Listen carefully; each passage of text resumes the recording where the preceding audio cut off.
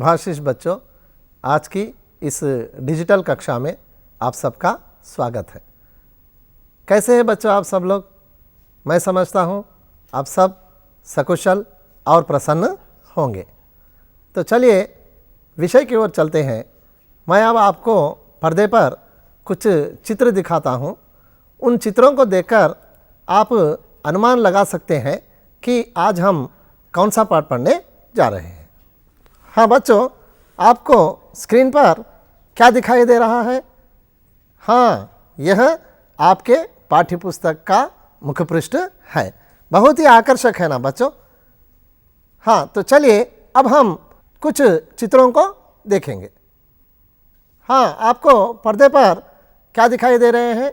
मोर, तोता, कुत्ता और बिल्ली, यानी ऊपर के पक्षी हैं और नीचे के जानवर हैं। तो मेरा कहना यह है कि इन पक्षियों और जानवरों की भी एक विशेष भाषा होती है, जैसे हम मनुष्यों की भाषा होती है। हाँ, तो बच्चों अब हम कौन सा पाठ पढ़ने जा रहे हैं? क्या आपको पता चला? क्या आपने कुछ अनुमान लगाया?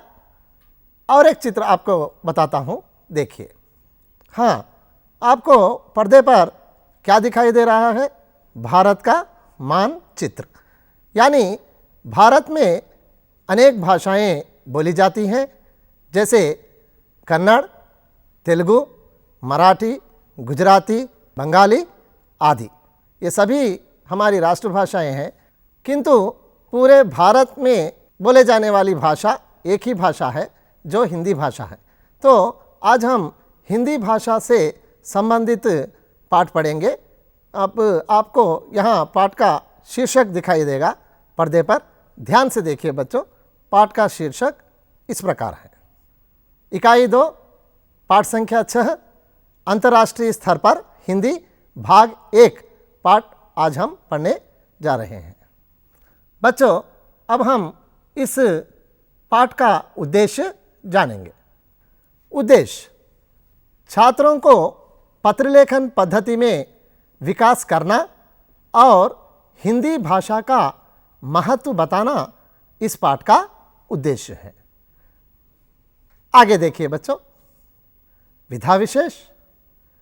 पत्र विधा पाठ में प्रेषक अपने विषय विस्तार से पावक को यानी पाने वाले को अपने मन के भावों का उल्लेख करता है। हाँ, तो बच्चों अब तक हम लोगों ने इस पाठ की जो विधा है और इस पाठ का जो उद्देश्य है उसे जाना है। अब हम इस पत्र लेखन पाठ में जो विषय है उस विषय को हम चित्रों की सहायता से समझने का प्रयास करेंगे। हाँ, आपको चित्र में क्या दिखाई दे रहा है बच्चों? चार मीनार। चार मीनार कहाँ है आप जानते हैं ना? हैदराबाद में है। यह महानगर है। यहाँ बशीर अहमद नामक छात्र हैदराबाद नगर में रहता था, यानी उसने हैदराबाद नगर से अपने मित्र को एक पत्र लिखा है।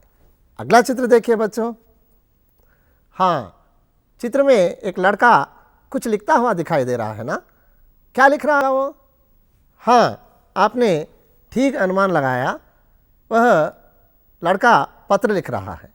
देखिए अब हम इस चित्र से संबंधित विषय को पर्दे पर देखेंगे।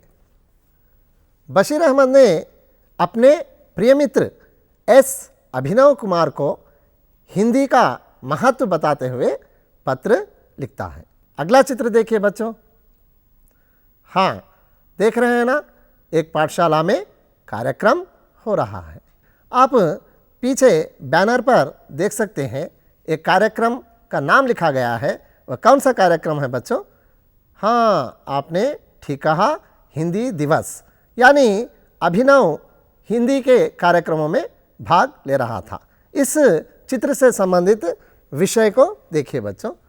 बशीर अहमद को प्रसन्नता हुई कि उनका मित्र यानी कौन? अभिनव हिंदी से जुड़े कार्यक्रमों में भाग ले रहा था। अगला चित्र देखिए बच्चों। हाँ, चित्र में क्या दिखाई दे रहा है?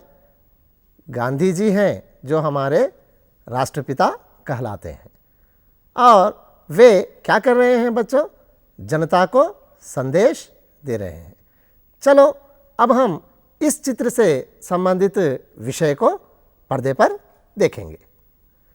बशीर अहमद ने अपने पत्र में लिखा कि देश की स्वतंत्रता में हिंदी ने पूरे देश को एकता के सूत्र में बांधा है। अगला चित्र देखिए बच्चों। हाँ, यह भारत का मानचित्र है। हमने उन्मुखीकरण में भी जाना है कि हिंदी भारत की भाषा है। हिंदी के अलावा भारत में और कई भाषाएं बोली जाती हैं, वे भी महत्वपूर्ण हैं। अनेक भाषाएं सीखना भाषाओं के प्रति सद्भावना बनती है। तो इस चित्र से संबंधित विषय को आप पर्दे पर देख सकते हैं। भारत में कई भाषाएं बोली जाती हैं। हमने प्रस्ताव किया था इससे पूर्व, ये सभी भाषाएं राष्ट्रभाषाएं हैं, किंतु हिंदी को पूरे भारत के लोग आसानी से समझते हैं। अगला चित्र देखिए बच्चों। हाँ, यहाँ क्या दिखाई दे रहा है? यहाँ पर एकता दिखाई दे रही है। तो इस चित्र से संबंधित विषय को देखेंगे। हिंदी एक दूसरे को जोड़ने वाली भाषा है, तोड़ने वाली भाषा नहीं है। तो चलिए अगला चित्र देखेंगे। हाँ, आपको चित्र में क्या दिखाई दे रहा है? भारत का संसद भवन और यह आंतरिक सभा चल रही है जहाँ से कानून संविधान बनता है। तो इस चित्र से संबंधित विषय को देखेंगे। हाँ, देख रहे हैं ना बच्चों, ध्यान से। भारतीय संविधान ने अनुच्छेद 343 प्रकरण 1 के तहत 14 सितंबर 1949 में हिंदी को राजभाषा का गौरव प्रदान किया है। इस प्रकार हिंदी राष्ट्रभाषा के साथ साथ भारत की राजभाषा भी बन गई है। यानी राजभाषा मानी जो कार्यालय संबंधी कार्य जिस भाषा में बनते हैं उसे हम राजभाषा कह सकते हैं। हाँ, तो बच्चों अब हम अगला चित्र देखेंगे। ध्यान से देखिए। हाँ, आपको क्या दिखाई दे रहा है? यह मानचित्र है संसार का। तो इस चित्र से संबंधित विषय देखिए। आज हिंदी का प्रचार व प्रसार विदेशों में भी, जैसे बांग्लादेश, भूटान, दक्षिण अफ्रीका, कुवैत, अमेरिका, इंग्लैंड आदि देशों में बढ़ गया है। इस प्रकार हिंदी विदेशों में भी आजीविका का साधन बन गई है। अगला चित्र देखिए बच्चों। हाँ, पुस्तकों का ढेर दिखाई दे रहा है। इस चित्र से संबंधित विषय को देखेंगे। आज विदेशी साहित्यकारों द्वारा हिंदी की रचनाएं लिखी जा रही हैं। इस तरह हिंदी की मांग विदेशों में दिन ब दिन बढ़ती जा रही है। अतः आज हम निस्संदेह कह सकते हैं कि हिंदी अंतर्राष्ट्रीय स्तर पर पहुंच चुकी है। हाँ बच्चों, अब तक हम लोगों ने इस पाठ्य विषय को चित्रों के द्वारा समझने का प्रयास किया है। तो चलिए अब हम इस पाठ में कुछ कठिन शब्द आए हैं, उन कठिन शब्दों के बारे में जानेंगे। इसके अलावा आपको और भी कठिन शब्द जहाँ दिखाई देंगे उन्हें पेंसिल से रेखांकित कीजिए और शब्दकोश की सहायता से या आपसी चर्चा से आप लोग इन शब्दों के अर्थ जान सकते हैं। तो चलिए शब्दों के अर्थ जानेंगे। तो पहला शब्द देखिए बच्चों, प्रतीक। प्रतीक का क्या अर्थ हो सकता है बच्चों? ध्यान से सोचकर उत्तर दीजिए। हाँ, आपने बिल्कुल सही बताया। प्रतीक का अर्थ है चिन्ह। तो इस शब्द से संबंधित एक वाक्य प्रयोग यहाँ दिया जा रहा है, उसे ध्यान से देखिए, तिरंगा झंडा भारत देश का प्रतीक है। दूसरा शब्द देखिए बच्चों, हाँ, क्या दिखाई दे रहा है आपको पर्दे पर? आवश्यकता। इस शब्द का क्या अर्थ हो सकता है? सोच समझकर उत्तर दीजिए बच्चों। हाँ, आपने बिल्कुल सही उत्तर दिया है। इस शब्द का अर्थ है ज़रूरत। तो इससे भी हम एक वाक्य प्रयोग देखेंगे। देखने के लिए आंखों की आवश्यकता होती है, यानी आंखों की ज़रूरत होती है। यदि हम कोई चीज़ देखना चाहते हैं तो सबसे पहले हमें आंखों की आवश्यकता यानी ज़रूरत होती है। अगला शब्द देखिए बच्चों, जिज्ञासा। इसका क्या अर्थ हो सकता है? ध्यान से सोचिए। आपको पाठ्य विषय के अंतर्गत इन शब्दों का प्रयोग हुआ है। आप सोच समझकर इस शब्द का उत्तर दे सकते हैं। हाँ, आपने बिल्कुल सही उत्तर दिया। जिज्ञासा का अर्थ है जानने की तीव्र इच्छा, यानी कोई भी विषय को जानने की जो तीव्र इच्छा होती है उसे जिज्ञासा कहते हैं। इससे भी एक वाक्य दिया जा रहा है, ध्यान से देखिए।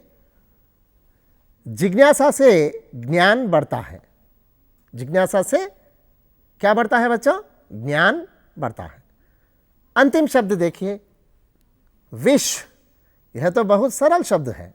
इसका क्या अर्थ हो सकता है बच्चों? ध्यान से सोचकर उत्तर दीजिए।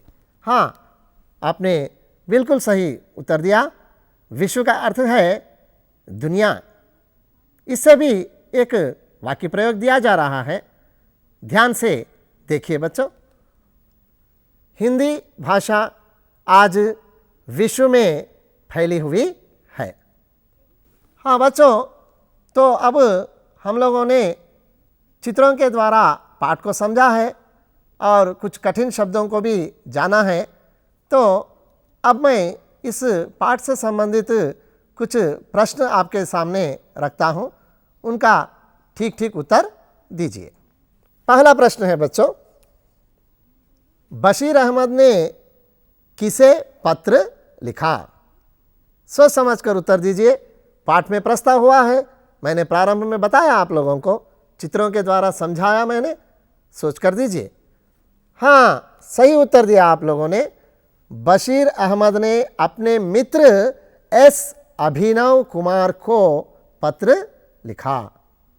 चलिए आपके पर्दे पर दूसरा प्रश्न दिखाता हूं, ध्यान से देखिए।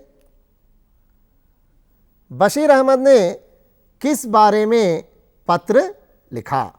ध्यान से सोचिए बच्चों, बशीर अहमद ने किस बारे में पत्र लिखा? हाँ, आपने ठीक उत्तर दिया है। बशीर अहमद ने हिंदी के महत्व के बारे में पत्र लिखा है। अपने मित्र को हिंदी का महत्व बताते हुए उन्होंने पत्र लिखा है। अगला प्रश्न देखिए बच्चों, भारत के सभी प्रांतों से जुड़ने के लिए किसकी आवश्यकता है? सोचकर उत्तर दीजिए। हाँ, आपने बिल्कुल सही उत्तर दिया है। भारत के सभी प्रांतों से जुड़ने के लिए एक भाषा की आवश्यकता है, वही हिंदी भाषा है। अगला प्रश्न देखिए बच्चों, कौन सी भाषा भारत को एकता के सूत्र में बांधती है? ध्यान से सुन रहे हैं ना आप लोग? और देखिए स्क्रीन पर आपको प्रश्न दिखाई दे रहा है। सोचिए, कौन सी भाषा भारत को एकता के सूत्र में बांधती है? आपने बिल्कुल ठीक उत्तर दिया बच्चों। हिंदी भाषा भारत को एकता के सूत्र में बांधती है। तो चलिए अगला प्रश्न आपके पर्दे पर है। संविधान द्वारा हिंदी को राजभाषा का गौरव कब प्राप्त हुआ, यानी किस दिन प्राप्त हुआ? सोचिए, सोचकर उत्तर दीजिए। हाँ, आपने बिल्कुल सही उत्तर बताया। 14 सितंबर 1949 में संविधान द्वारा हिंदी को राजभाषा का गौरव प्राप्त हुआ। तो चलिए अगला प्रश्न जानेंगे। प्रश्न देखिए बच्चों, आपके पर्दे पर दिखाई दे रहा है, आज हिंदी की गरिमा कहाँ तक व्यापक है, यानी आज हिंदी का महत्व, हिंदी की बड़ाई कहाँ तक फैली हुई है। व्यापक का अर्थ है फैली हुई है। सोचिए, सोच समझकर इसका उत्तर दीजिए। हाँ, आपने बिल्कुल सही उत्तर बताया। आज हिंदी की गरिमा विदेशों तक व्यापक है। हाँ, तो बच्चों, आप लोगों ने मेरे प्रश्नों का ठीक ठीक उत्तर दिया, मुझे बहुत प्रसन्नता हुई। तो चलिए अब हम इस पाठ से संबंधित कुछ अभ्यास कार्य करेंगे। आपको क्या करना है, आपको पर्दे पर दिखाई दे रहा है ना बच्चों, पाठ के आधार पर हाँ या नहीं में उत्तर दीजिए। यानी आपको पर्दे पर एक वाक्य दिखाई देगा, उस वाक्य को ध्यान से सोचकर आप यह वाक्य सही है या गलत है, यानी हाँ है या नहीं में इसका उत्तर आपको देना पड़ेगा। तो चलिए वाक्य को देखेंगे। हिंदी देश को तोड़ने वाली भाषा है। सोचिए बच्चों, क्या यह वाक्य सही है? यदि सही है तो हाँ में उत्तर दीजिए, यदि गलत है तो नहीं में उत्तर दीजिए। ध्यान से सोचिए बच्चों। हाँ, आपने बिल्कुल सही उत्तर दिया है। नहीं, उत्तर क्या है बच्चों? नहीं। हिंदी देश को तोड़ने वाली भाषा नहीं है, वह केवल जोड़ने वाली भाषा है। आपने पाठ में पढ़ा है। अगला वाक्य देखिए बच्चों। आज विदेशी साहित्यकार भी हिंदी में रचनाएं लिख रहे हैं। क्या यह वाक्य सही है या गलत है? यानी इसका उत्तर हाँ हो सकता है या नहीं हो सकता है। आप इसका निश्चय कीजिए, सोच समझकर उत्तर दीजिए। क्या है इसका उत्तर? बिल्कुल सही उत्तर दिया आपने। हाँ, यह सही है। आज हिंदी विश्वविख्यात हुई है, विश्वव्यापक हुई है। विदेशी साहित्यकार भी कई रचनाएं लिख रहे हैं। अगला वाक्य देखिए बच्चों। 14 सितंबर को देश में हिंदी दिवस मनाते हैं। आपने चित्र में कार्यक्रम के बारे में जाना है। अभिनव कुमार ऐसे कई कार्यक्रमों में भाग ले रहा था। तो सोचिए, क्या यह वाक्य सही है, यानी हाँ है या नहीं? बिल्कुल सही उत्तर दिया आपने।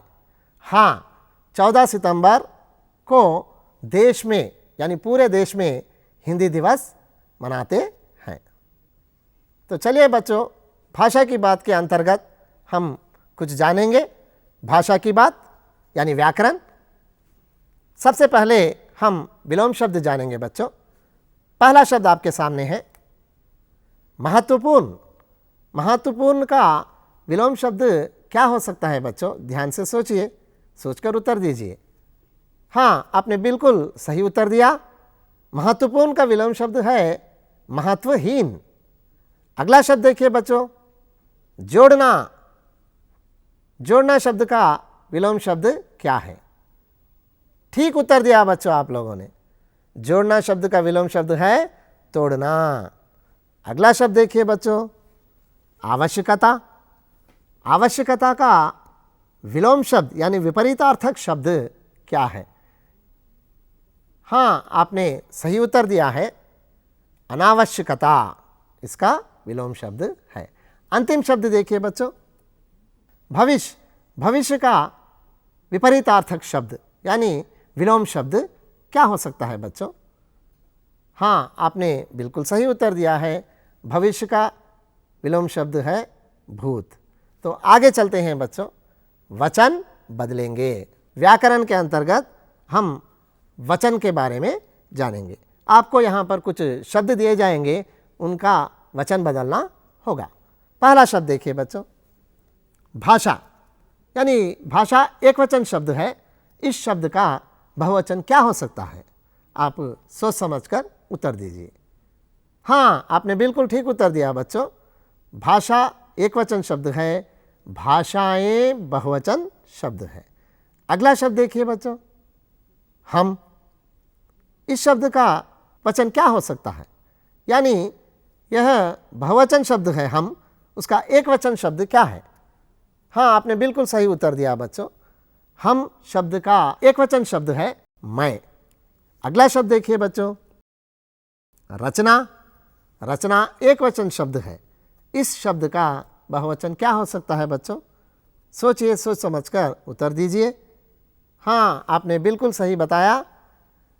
रचना शब्द का बहुवचन शब्द है रचनाएं। तो आगे चलिए बच्चों, आगे शब्द देखिए, बात। यह एक वचन शब्द है, इसका बहुवचन क्या हो सकता है? आप सोच समझकर उत्तर दे सकते हैं। हाँ बच्चों, आपने बिल्कुल सही उत्तर बताया। बात शब्द का बहुवचन शब्द है बातें। तो व्याकरण के अंतर्गत आगे बढ़ेंगे, उपसर्ग जानेंगे बच्चों। आप उपसर्ग की परिभाषा तो जानते हैं ना, किसी शब्द के आदि में जोड़े जाने वाले उपसर्ग है। पहला शब्द आपके सामने रखा जा रहा है, ध्यान से देखिए, आजीवन। ये आजीवन शब्द में उपसर्ग क्या हो सकता है?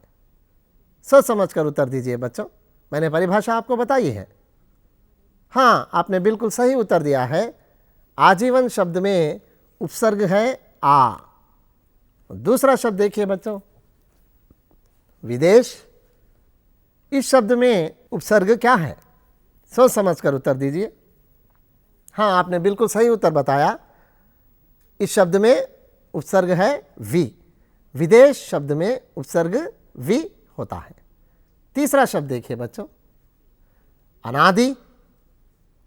अनादि में उपसर्ग क्या हो सकता है? ध्यान से सोचिए बच्चों। हाँ, आपने बिल्कुल सही उत्तर बताया। अन शब्द उपसर्ग माना जाता है। अंतिम शब्द देखिए, सकुशल। इस शब्द में उपसर्ग क्या है बच्चों?